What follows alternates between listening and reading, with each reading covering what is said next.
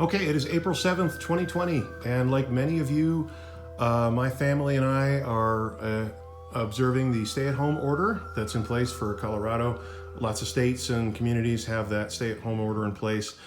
Fortunately for me, I'm able to continue my job from home as an instructor. I switched over to instructing online, and so I'm still working, which is good. But of course, the flip side of that is I'm not necessarily idle with tons of model train time. But nevertheless, I've had some time to work on some stuff. This is just sort of an overview of the current state of the layout. So here's Ridgeway again with the Ridgeway yard structures in place. No major projects really done in this area recently. I've sort of been working on some tuning of rolling stock, tuning of locomotives and such. Anyway, this is of course Ridgeway, and then as I progress through Ridgeway Yard to the yard throat, I had to do a little work right where number 40 is parked here. I was having a little problem with that turnout. I noticed these Pico switches that I use. These are Pico number 7s. They can sometimes have somewhat tight flangeways, the guardrails on either side of the frog and in the frog. And this had started giving me problems, particularly with my K27s. So some little bit of work with a file, and everything's right as rain. In consistent number 40, I have this nice new brass model that I picked up from Precision Scale. I bought this at Narrow Gauge, Colorado, and right now Craig up at Narrow Gauge, Colorado is hopefully he'll get a chance with all the things going on. I sent my brass Precision Scale RGS 25 up there along with a sound decoder and such for painting, detailing, and eventually Tsunami 2 sound. Coming through into Placerville. What I'm working on for Placerville, I've been talking about this for a very long time, and I finally started building this. This is the, it's just the bin portion. It still needs to have the, there's the whole tramway terminal portion of the ore loader here yet to build. Along with, I have not yet built the chute that goes with this as well. For what it's worth, this structure represents one of two similar ore loaders on the Rio Grande Southern, one at Saw Pit, which is what this will represent for the Primos Chemical Company, and one at Omega. And these loaders, at least the story goes, is they were used for loading carnotite ore that contained the uranium that went into the original Manhattan Project atomic bombs. This ore would have been taken down to Durango to be processed. But anyway, these two tipples, neither one actually directly connected to rail. They were adjacent to the RGS, but they didn't directly connect to the RGS. There was a transfer with trucks. But I think what I'd like to do is, again, exercise a little modeler's license. I've been talking about this, maybe pulling a siding off the house track and coming up into here, and then having this sort of sit maybe over here with some trees, and maybe add a little visual separation so it doesn't look like it's right in Placerville. But that would be the right place for it, and I could put a siding on there that'd be long enough to hold a car or two, and so on. Coming around Windy Point, there are no updates really here. Although I will tell you, this spot here where I have this rock cut, I like having the rock cut there because there were a number of rock cuts along the over high line that were similar, but I also kind of wish I'd left an area there where I could have put, say, a representation of the Ames water tank. Operationally speaking, this would be sort of the middle of the layout, sort of the best place for a water tank, but I did not leave myself any room. So as I come across Bridge 45A, and you keep seeing my finger, sorry about that. Coming across 45A into Ophir, no significant updates here whatsoever.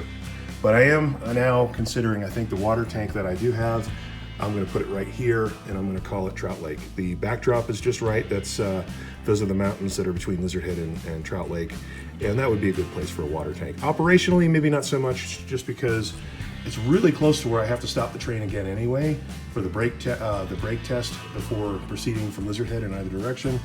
But I still think, just from a scenery perspective and just in general, it's still about maybe about 1/3 of the way from Rico and 2/3 of the way from Ridgeway, so it's kind of out in the middle of the line.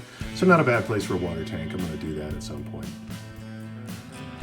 Now, on the other side of the coin, I'm having serious reservations about what I did here for this sort of imaginary portion of Rico. Of course, we know from previous videos, and if you're an RGS fan, you know that the town of Rico actually sat behind the depot up on the hill in the backdrop. But I wanted some three-dimensional town scenes here, and I really didn't have a lot of space to play with based on how I designed the layout. So I placed this little town segment here, and I like these structures on the left-hand side. And these Grant Line Reese Street houses do look an awful lot like some of the houses that you would have found in Rico. And there were a few houses on the west side of the train tracks anyway in Rico.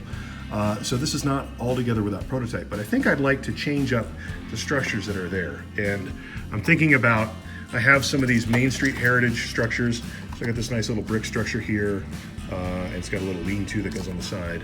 And I've also got one of these Grant Line, I'm sorry, this is Micro Engineering, one of these big sort of old-fashioned, Old West false front structures. And there were structures just like this in Rico. Here, I'll show you. If I put the little panel in, I've been working on this. So if I put this little window panel in, you can see, you know, it has that good old-fashioned Old West mining town, boom town, false front look to it. And I'd like to stick that maybe on the side of the street. And so to do that, I would lose at least one of these two houses. I think I'd keep one house here, and I'd move the other house to Placerville, and then have a couple more town buildings here, just to kind of give it a look of, you know, a little more of the mining town that used to be, but is no more. So it's not, by the 1940s, Rico was not a ghost town, but it is most certainly a shadow of its former 1890s self. And I think it would be more visually interesting that way.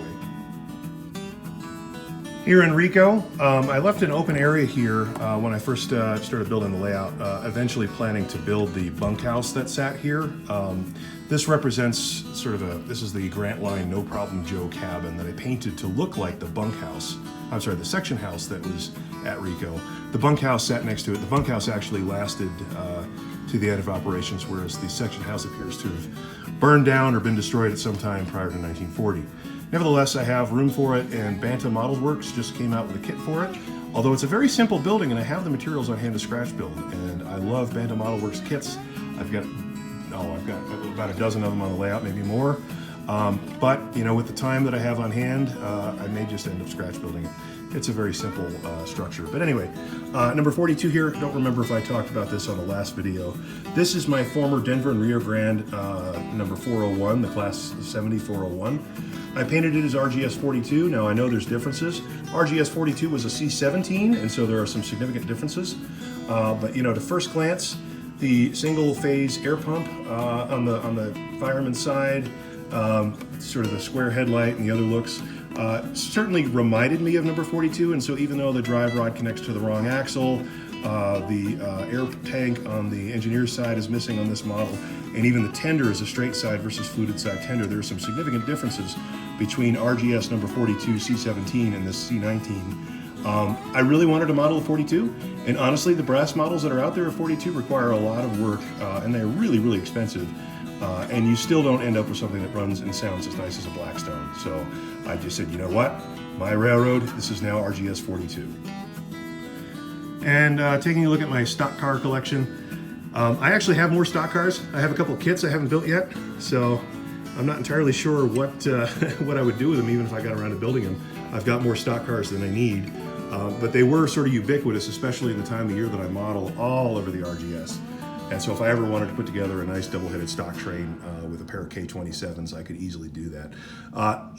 Mixed inside here, I'm usually really maniacal about not having duplicate road numbers. Turns out, as I was making car cards for these guys, I actually do have a pair of stock cars with the same road number. So I'm gonna eventually get around to relettering one of them, giving it a different road number.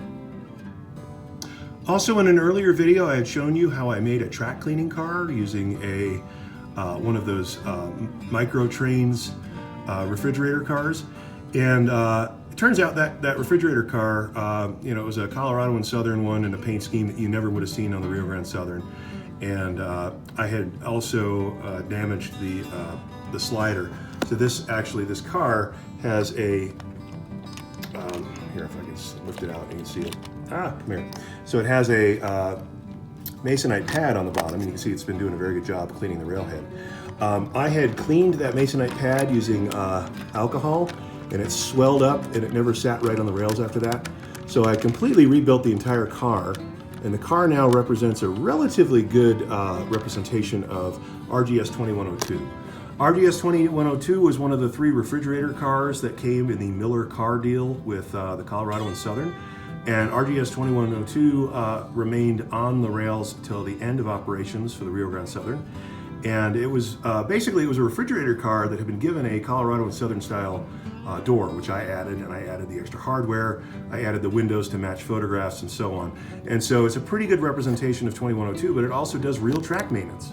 So it's kind of cool to have a maintenance away car that does maintenance away. And so I'm slowly growing my collection of maintenance away cars. Between this and I have the narrow gauge Colorado model of RGS, let me fly around here, look, I'm flying, number 01789 that you can see at the Colorado Rare Museum.